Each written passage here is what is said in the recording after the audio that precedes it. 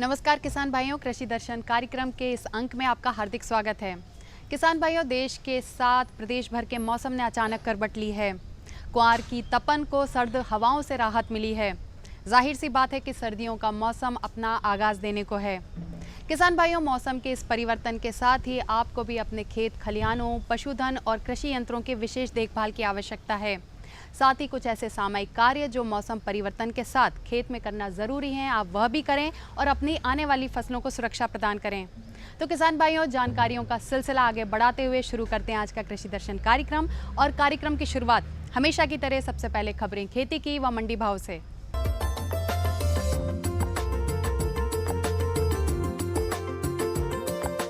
नमस्कार किसान भाइयों, खबरें खेती की में आपका स्वागत है। आइए सबसे पहले देखते हैं कृषि के मुख्य समाचार।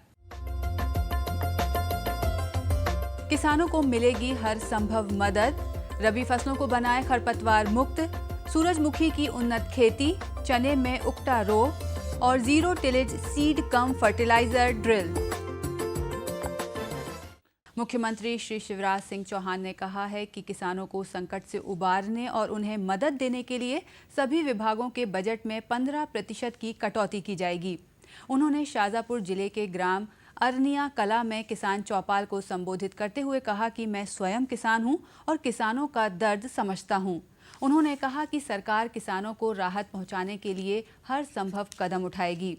मुख्यमंत्री ने बताया कि जिन किसानों को भारी नुकसान हुआ है, उनके कर्ज की वसूली स्थगित करने के आदेश दिए गए हैं। अल्पकालीन ऋण को मध्यकालीन में बदला गया है। किसानों द्वारा लिए गए ऋण पर साल भर का ब्याज सरकार चुकाएगी। उन्होंने बताया कि रबी फसल के लिए 10% राशि जमा करने पर ट्रांसफार्मर लगाया जाएगा और किसानों को 2 माह के लिए अस्थायी कनेक्शन देने के आदेश शीघ्र जारी किए जाएंगे। खरपतवार फसलों का दुश्मन होता है। इसकी रोकथाम के लिए फसल की प्रारंभिक अवस्था में यानी बुआई के 15 से 45 दिनों के मध्य फसल को खरपतवार से मुक्त रखना जरूरी है। इसको यंत्र विधि से नियंत्रित किया जा सकता है। साथ ही साथ रासायनिक प्रयोग करके भी खरपतवार को नियंत्रित किया जा सकता है, लेकिन इन रसायनों का प्रयोग करते समय कुछ सावधानियां बरतनी पड़ती हैं, क्योंकि ये रसायन अलग अलग फसलों के लिए अलग अलग होते हैं।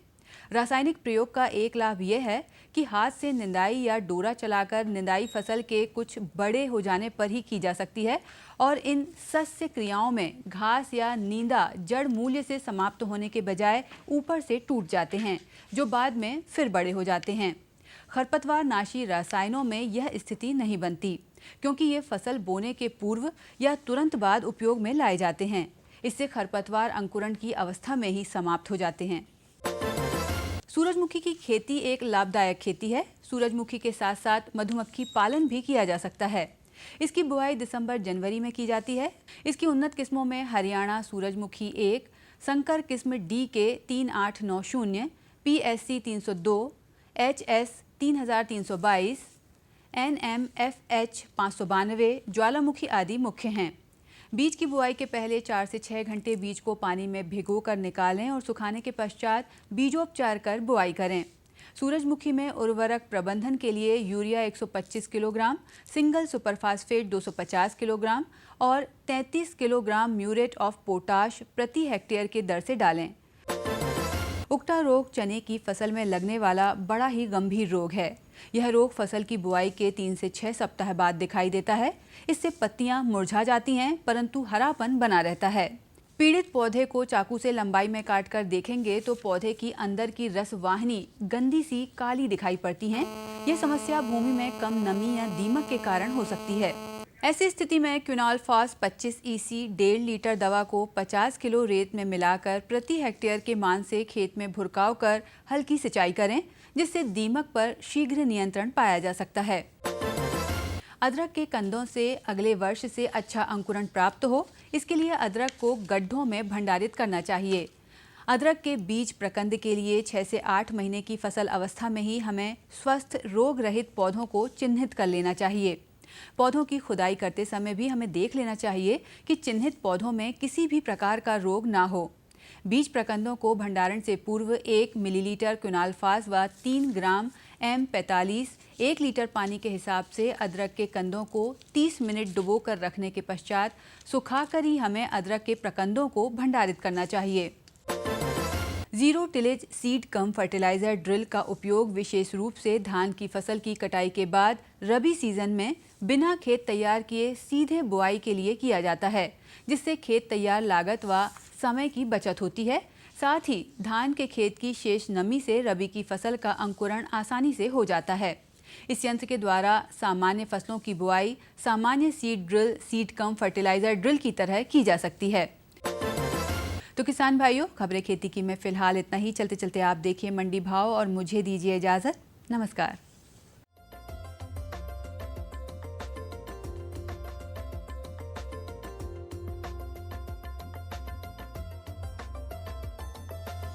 मध्य प्रदेश की विभिन्न मंडियों में उपज भाव इस प्रकार रहे। सबसे पहले मक्का। शाहपुरा मंडी में मक्का का न्यूनतम भाव रहा 1350 रुपये प्रति क्विंटल और अधिकतम 1360 रुपये प्रति क्विंटल। मंदसौर में न्यूनतम भाव रहा 1239 रुपये प्रति क्विंटल और अधिकतम 1420 रुपये प्रति क्विंटल। डिंडोरी में मक्का का भाव 1325 रुपये प्रति क्विंटल ही रहा। वहीं बड़वानी में न्यूनतम भाव रहा 1150 रुपये प्रति क्विंटल और अधिकतम 1325 रुपये प्रति क्विंटल। अब आते हैं गेहूं पर। सागर में गेहूं का न्यूनतम भाव रहा 1465 रुपये प्रति क्विंटल और अधिकतम 2425 रुपये प्रति क्विंटल। मंडला मंडी में न्यूनतम भाव रहा 1500 रुपये प्रति क्विंटल और अधिकतम 1550 रुपये प्रति क्विंटल। डिंडोरी मंडी में गेहूं का भाव 1450 रुपये प्रति क्विंटल ही रहा, जबकि मंदसौर में न्यूनतम भाव रहा 1520 रुपये प्रति क्विंटल और अधिकतम 2053 रुपये प्रति क्विंटल। सोयाबीन के भाव देखें तो गोरखपुर में न्यूनतम भाव रहा 3400 रुपये प्रति क्विंटल और अधिकतम 3600 रुपये प्रति क्विंटल।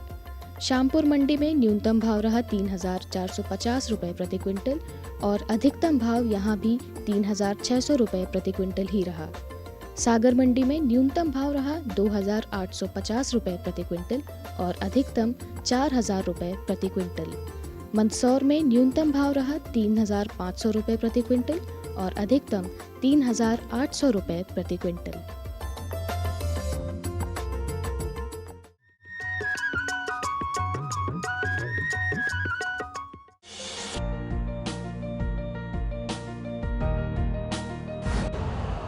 यूरिया का स्वदेशी उत्पादन 70 लाख टन बढ़ाने के लिए 6 उर्वरक संयंत्रों का उद्धार किया जा रहा है। FCIL के गोरखपुर, सिंदरी, तलचर और रामागुंडम संयंत्र, HFCL की बरौनी इकाई और PVFCL की नामरू फोर्थ। सोने पर सुहागा ये है कि देश में अब बनेगा सिर्फ नीम लेपित यूरिया, क्योंकि इससे होगा किसानों का फायदा ही फायदा। अनाज का उत्पादन 10% तक बढ़ेगा। बढ़ेगी 10 से 15% नाइट्रोजन क्षमता। कौन जाने कब क्या होगा, मॉनसून का मिलेगा साथ या दिखाएगा बेरुखी, बादल गरजेंगे या बरसेंगे भी। ना हो परेशान, चूंकि हम बताएंगे बदलते मौसम के पल पल का हाल। देखिए मौसम खबर सोमवार से शनिवार सुबह 8:30 पर। डीडी किसान, बदलते भारत की शान।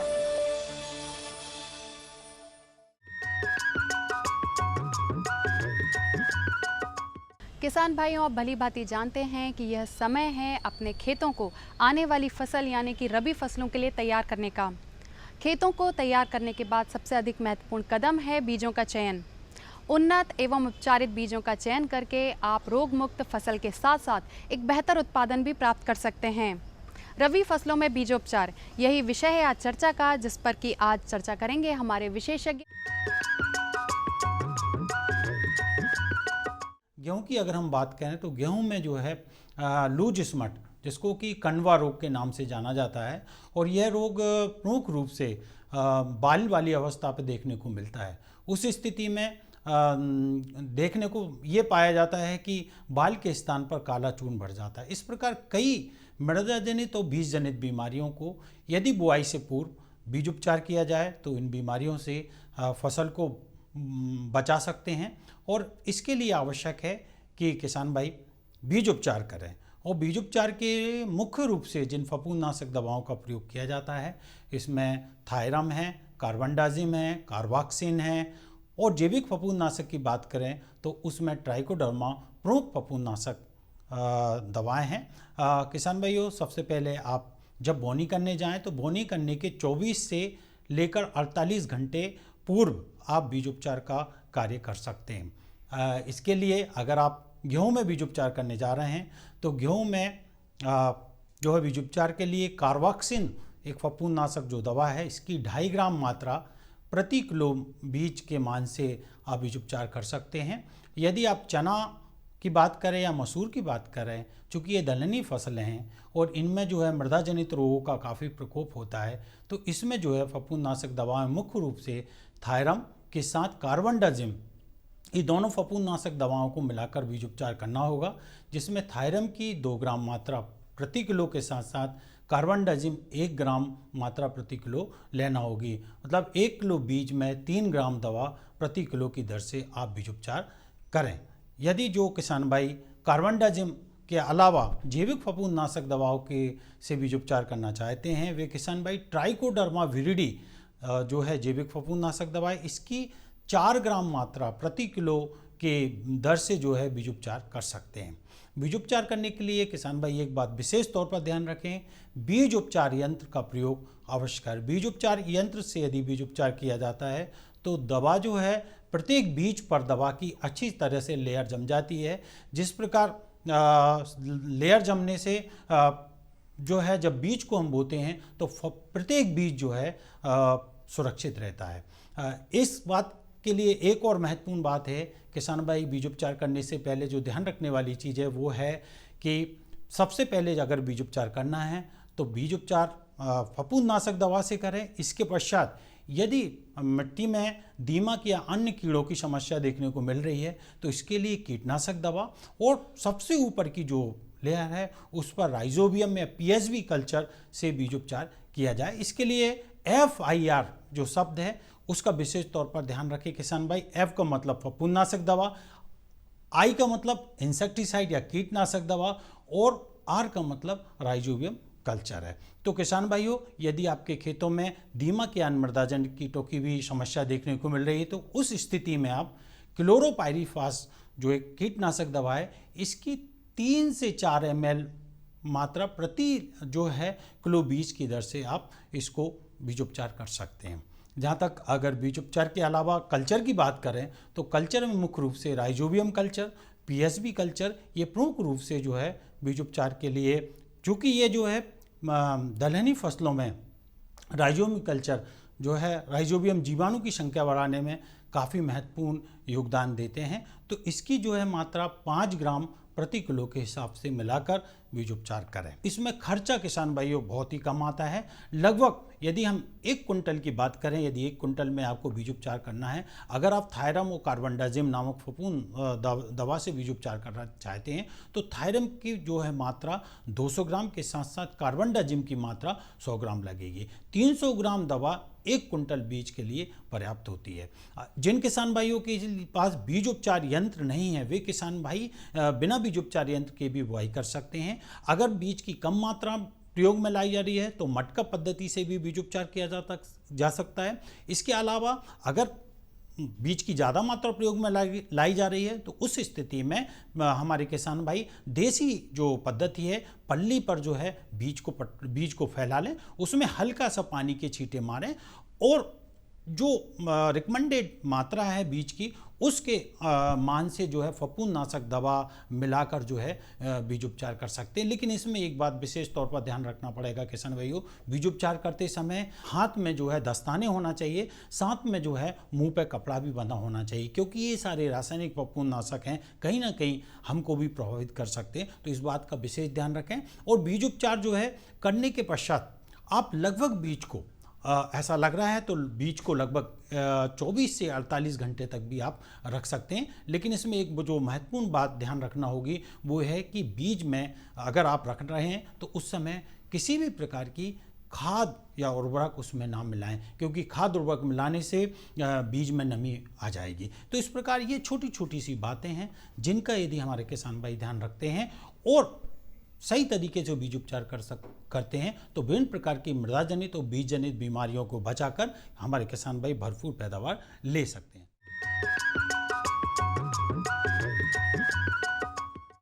किसानों के हित में बड़ा कदम, प्रधानमंत्री कृषि सिंचाई योजना। हर खेत को पानी, प्रति बूंद अधिक उपज। सिंचाई के सही तरीकों और जल संरक्षण की नई तकनीकों के साथ बढ़ेगा जमीन का जल स्तर। जिला स्तर पर होंगी सिंचाई योजनाएं। असिंचित क्षेत्रों तक पानी पहुंचाकर बढ़ेगा उत्पादन। भारत सरकार की विशाल योजना प्रधानमंत्री कृषि सिंचाई योजना। क्या है फसलों का ताजा हाल, कैसे हो इनकी सही देखभाल, बीज और खाद की कैसे हो सही पहचान। जानिए विशेषज्ञों के साथ, देखिए खेत खलिहान, सोमवार से शुक्रवार सुबह 7 बजे। डीडी किसान, बदलते भारत की शान।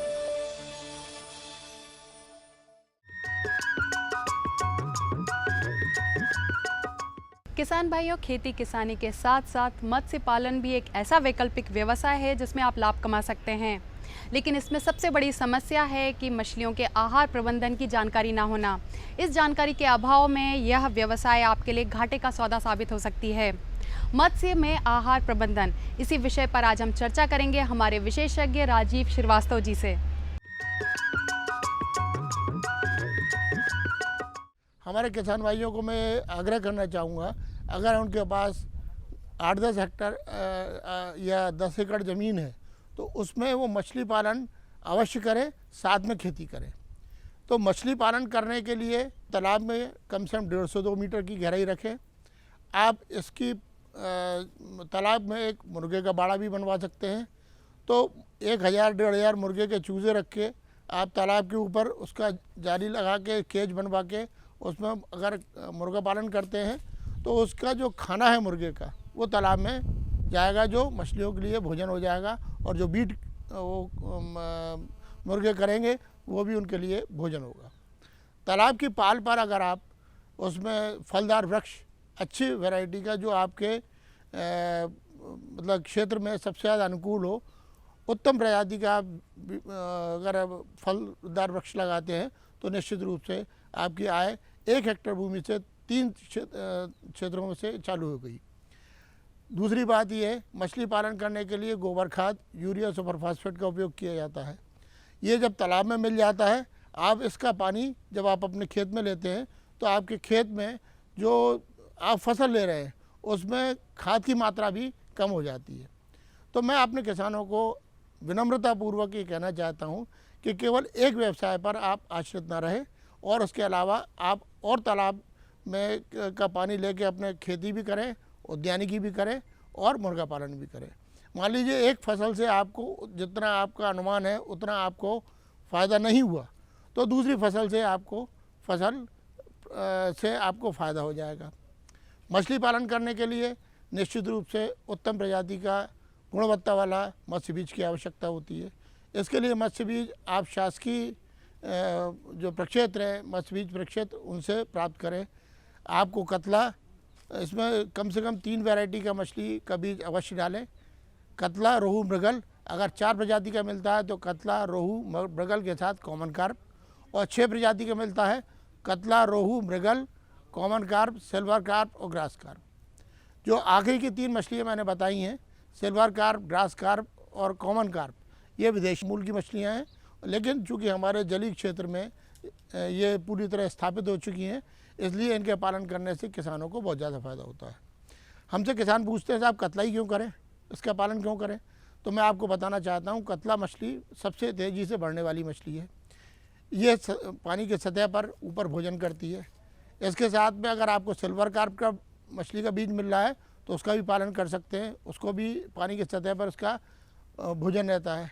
दूसरी आपको मैंने बताई थी रोहू और ग्रास कार्प। अगर आपके जलीय क्षेत्र में बहुत सारी जलीय वनस्पति है तो ग्रास कार्प मछली का पालन अवश्य करें। ये बायोलॉजिकल कंट्रोल के लिए बहुत आवश्यक है। पूरी जलीय वनस्पति इसका भोजन है, तो आपके खाने में ग्रास कार्प के लिए भोजन स्वतः ही उपलब्ध रहता है। और जो 2 प्रजाति की मछली मैंने आपको कॉमन कार्प और बताई है, वो मृगल बताई है, वो पानी के सतह में तली में भोजन करती हैं, तो इसलिए इनमें खाने के लिए प्रतिस्पर्धा नहीं होती। अब इन मछलियों का आप संचयन करने से पूर्व तालाब की तैयारी अवश्य करें। तालाब की तैयारी करने के लिए सबसे पहले आपको गोबर खाद की आवश्यकता होती है। गोबर खाद 10,000 से 15,000 किलोग्राम प्रति हेक्टेयर की दर से गोबर खाद तालाब में हर महीने में बराबर डोज में दें। तालाब में चूना अवश्य डालें। 250 किलोग्राम प्रति हेक्टेयर की दर से अगर आप उसमें चूना डालते हैं तो इससे पीएच कंट्रोल रहेगा, पीएच नियंत्रण में रहेगा, तो ये क्षारीयता की तरफ पानी का रुख रहेगा। उससे मछली की पैदावार और वृद्धि मछली बीज की बहुत ज़्यादा होगी। मछली का बीज 75 mm से 100 mm के बीच में जो डालना ज़रूरी है। जब तक आप इसका मछली का बीज बड़े आकार का नहीं डालेंगे तो मृत्यु दर आप उसके नियंत्रण में नहीं कर पाएंगे। तो इसलिए आवश्यक है कि आप उसको बड़े आकार का मछली का बीज डालें। और हमारे यहाँ एक योजना मछली पालन विभाग में आ गई है, उसमें किसान अगर 5,000 रुपये हमारे कार्यालय में जमा करेगा, उसको हम MP एग्रो इंडस्ट्रीज़ को 45,000 रुपये मिला के भेज देते हैं। उसे 15.5 कुंटल मछली का आहार, मत्स्य आहार योजना के अंतर्गत 15.5 कुंटल मछली का आहार दिया जाता है, जिससे मछली की वृद्धि 100% बढ़ती है। जो आपकी मछली 1.5 से आधा किलो की 600 ग्राम की होती थी, वो सीधे 1-1.25 किलो की मछली हो जा रही है। तो निश्चित रूप से किसान को जब इतनी सारे साधन उपलब्ध हैं, जब बशर्ते आप इस जानकारी का उपयोग अपने दैनंदिनी में करेंगे तो निश्चित रूप से आपकी आय में बहुत तेज़ी से वृद्धि होगी।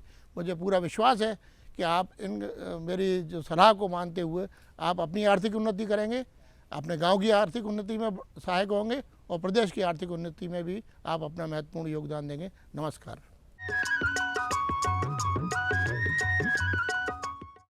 ये बदलाव क्या है? बदलाव से हुआ क्या है? भैया ये बड़े काम की चीज है। जब जब बदलाव आया है अपने संग खुशहाली लाया है। इंसान की सोच में अगर बदलाव आ जाए तो सब कुछ मुमकिन है, सब कुछ संभव है। अब ये बदलाव फिर आ रहा है और इस बार ये देश के हर हिस्से की सूरत को बदल के रहेगा। हर सूरत की मुस्कान में वो आपको दिखाई देगा, क्योंकि जब जब बदलाव आया है वो अपने साथ खुशहाली लाया है। तो चलिए एक नई शुरुआत करते हैं, कुछ बदलाव करते हैं। दूरदर्शन किसान, एक नया चैनल जहां बातें होंगी बदलाव की और आपके कल की बेहतर शुरुआत की। छेड़ो बातें बदलाव की। कैसे पाएं अच्छी पैदावार? खाली पड़े हैं खेत, उस समय हम नमूने, मिट्टी के नमूने लेते हैं। कैसे रखें पशुओं का ख्याल? पशु बीमा बहुत जरूरी चीज है। कौन सी तकनीक रहेगी बेहतर? एक कॉल पर मिलेगी पूरी जानकारी। ये साहिवाल गाय कितना दूध दे देती है? देखिए हेलो किसान, सोमवार से शुक्रवार शाम 6 बजे। DD किसान, बदलते भारत की शान। मुद्दा किसान का। भारत में मौसम और मॉनसून मिलकर किसानों की तकदीर लिखते हैं। विषय संवाद का। कैपेसिटी नहीं है उसकी इतनी। मंथन विचारों का। किसी को खाता खोलने से मना नहीं किया जाता। देखिए वाद संवाद, सोमवार से बुधवार शाम 7:30 पर। DD किसान, बदलते भारत की शान।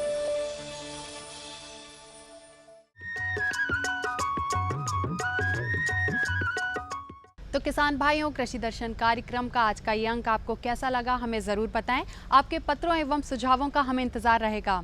पत्र व्यवहार के लिए हमारा पता है कार्यक्रम कृषि दर्शन द्वारा निदेशक, कमरा नंबर 4, दूरदर्शन केंद्र, Shyamla Hills, Bhopal. Pin code है 462013। इसी के साथ मैं लिपि जैन आपसे आज्ञा चाहूँगी। नमस्कार।